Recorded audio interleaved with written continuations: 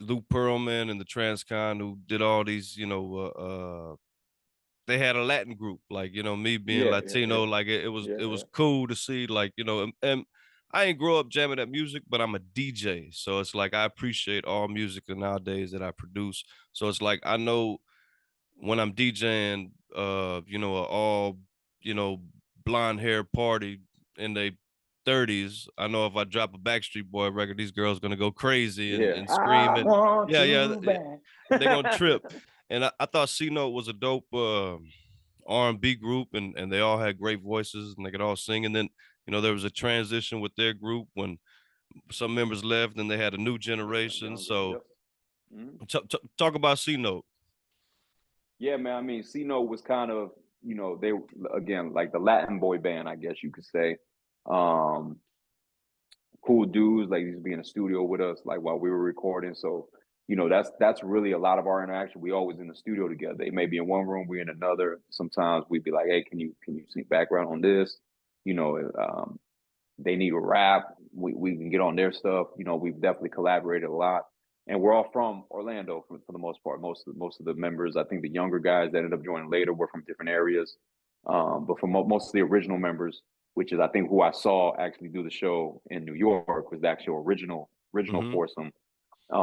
Most of those guys are right here in Orlando, and we kind of grew up around the same time and knew a lot of the same people. So, it's cool to see them, still doing their thing, man. And they had a nice little run when they had the kind of the two new members, going around and doing, a lot of Latin countries and visiting those areas. So now it was dope, man. Like again, man, just one thing about Transcon, what was dope about being a part of that, and just being in that environment was you were exposed to a lot of different types of music. You know what I'm saying? Like different genres and stuff that you might not necessarily, as a hip hop artist, we don't necessarily expose ourselves to that. Like coming up, it was always like I'm with the rapper, I'm with the rapper, I'm with it's Hmm. all hip hop, and that's all I know.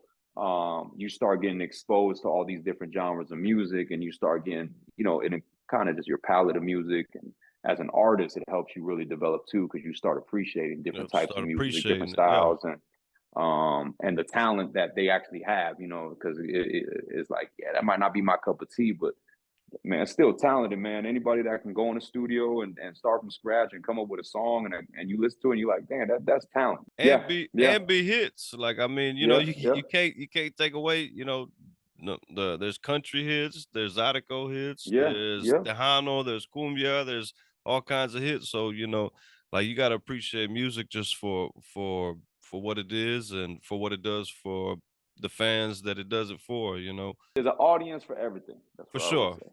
So C Note actually sang backups on some of y'all stuff, like background vocals and stuff.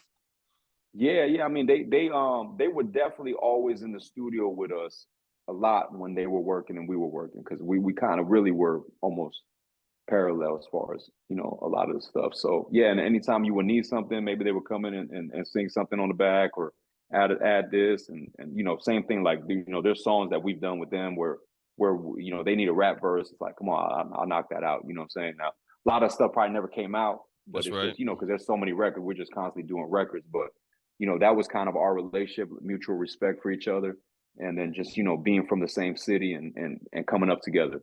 Definitely cool to see, everybody I would say kind of sticking together, at this point and in everybody's life growing up and stuff like that. Like I like the Swiss House, we do stuff like together probably twice a year to where, everybody gets to get together. Like we got a Christmas party coming up that we do every year.